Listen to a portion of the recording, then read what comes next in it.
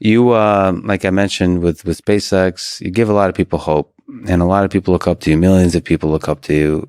If we think about young people in high school, maybe in college, what advice would you give to them about if they want to try to do something big in this world, they want to really have a big positive impact? What advice would you give them about their career, maybe about life in general?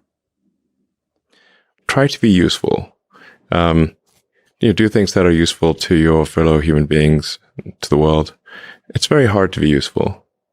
Very hard.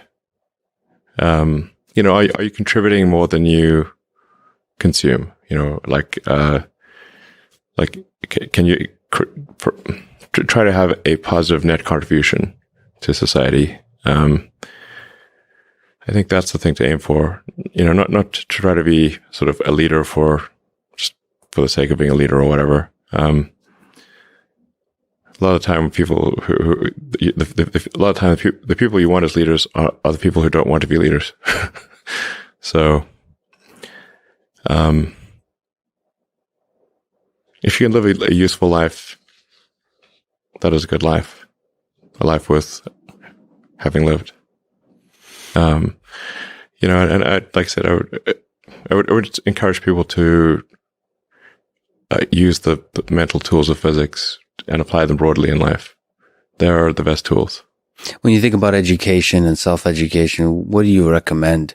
So there's the university, there's self-study, there is hands-on sort of finding a company or a place or a set of people that do the thing you're passionate about and joining them as early as possible. There's taking a road trip across Europe for a few years and writing some poetry. Which trajectory do you suggest? In terms of learning about how you can become useful, as you mentioned, how you can have the most positive impact.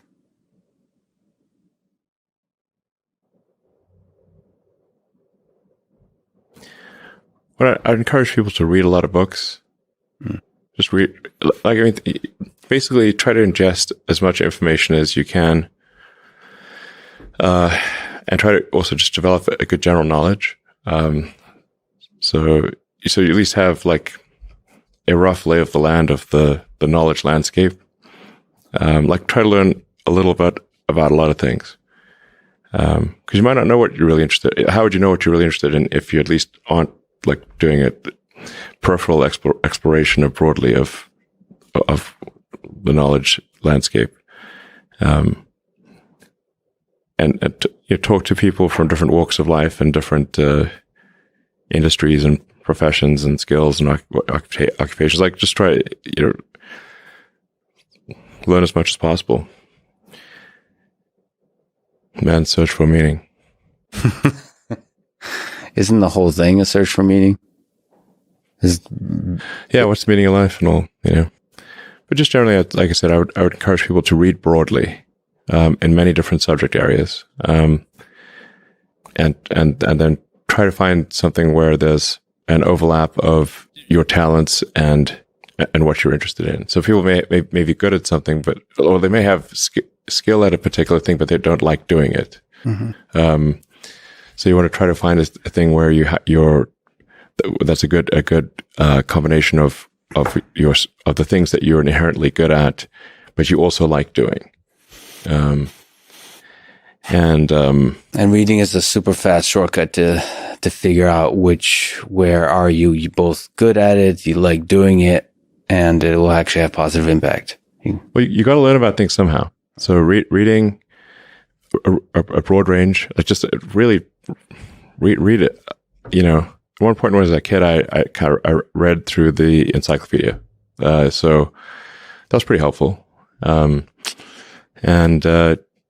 also things I didn't even know existed. A lot, so obviously. And it's like as broad as it gets. Encyclopedias were digestible, I think, 40 years ago.